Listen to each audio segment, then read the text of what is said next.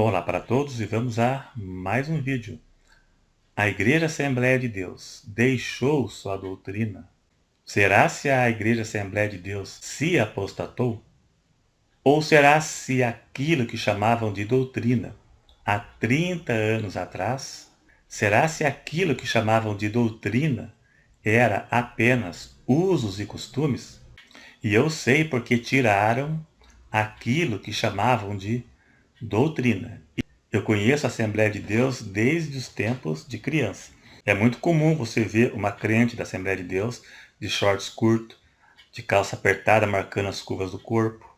Doutrina, naquele tempo, era a mulher não podia usar roupa expondo o corpo, shorts curtos. Na Assembleia de Deus, nem mesmo calça comprida podia usar. Se eles pegassem, eles davam disciplina. O homem não podia usar bermuda, a mulher não podia usar batom, esmalte, cortar o cabelo, nem as pontas do cabelo. Hoje, isso é chamado de usos e costumes. Naquele tempo, era chamado de doutrina. Daqui a alguns anos, aquilo que chamavam de doutrina vai ficar apenas na história, vai para o esquecimento.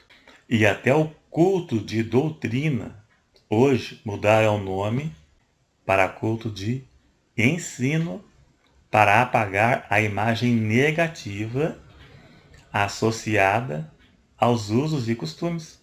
Quando se falava em doutrina, lembro de mulher não usar calça, não usar batom, esmalte, assistir futebol, jogar bola. Lembra disso aí.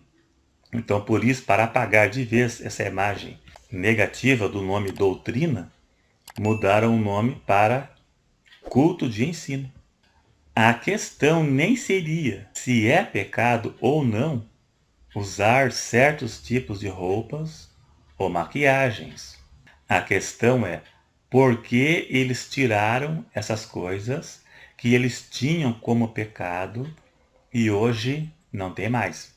Será se essa conduta da Assembleia de Deus passa por apostasia? Será se a Assembleia de Deus é uma igreja apóstata?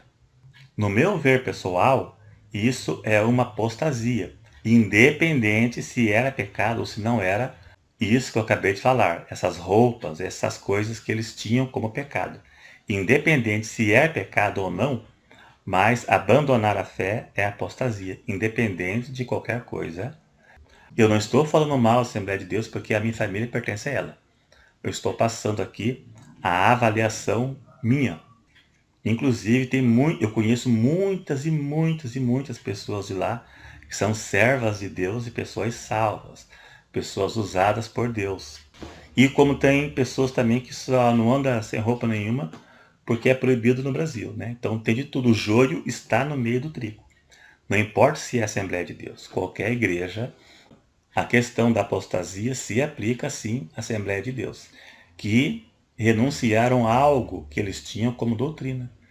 Inclusive ensinavam que não cumprir essas práticas perdia a salvação. A minha mãe disse hoje para mim que quando ela fez o discipulado para se batizar, eles disseram lá que não podiam ter televisão em casa, ao menos que a TV fosse de um familiar não crente. E isso realmente era uma regra. Eu me lembro, o pastor, ele ia atrás quando descobria que alguém tinha TV. Ele ia na casa da pessoa. Que aqueles que tinham TV, eles escondiam no quarto, no guarda-roupa, eles escondiam a TV. Eles tiravam a TV do esconderijo somente para assistir. No caso, quando a família inteira era crente. Quando não era, daí eles tinham a desculpa, né, que a TV não era deles. E também era pecado cortar a ponta do cabelo. Para se batizar, a pessoa ficava de observação. Eles não iam batizando a pessoa de qualquer jeito, não. E hoje, eu sei porque eu vejo e sei muito bem como é. Batizam pessoas de qualquer jeito. A moça batiza, depois outro dia sai na rua, quase sem roupa. Batizam todo filho de crente. Quando faz 12 anos, eles batizam para virar mais um.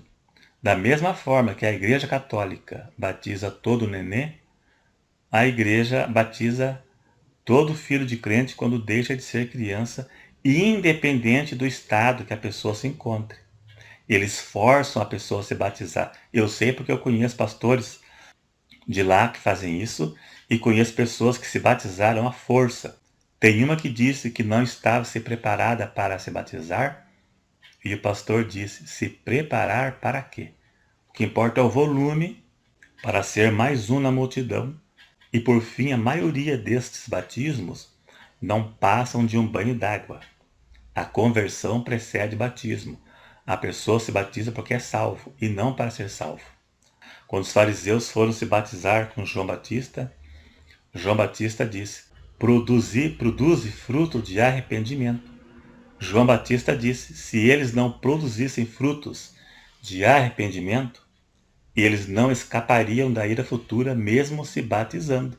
Então, se batizar em pecado é um banho d'água que não vai escapar da condenação a si mesmo.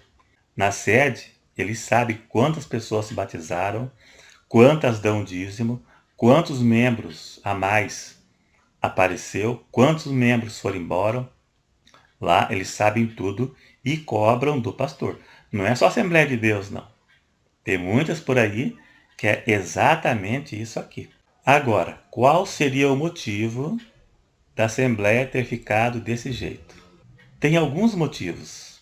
Um deles é interesse financeiro, não pela parte de todos os pastores, né? Por parte de algumas lideranças, o púlpito virou palanque político.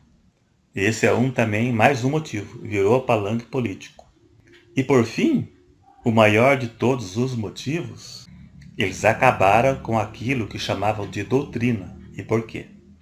Ou acabam com isso, ou acabam com a igreja. Se não acabassem com isso, ficariam igual a algumas igrejas que vemos por aí, como a Deus é Amor, por exemplo.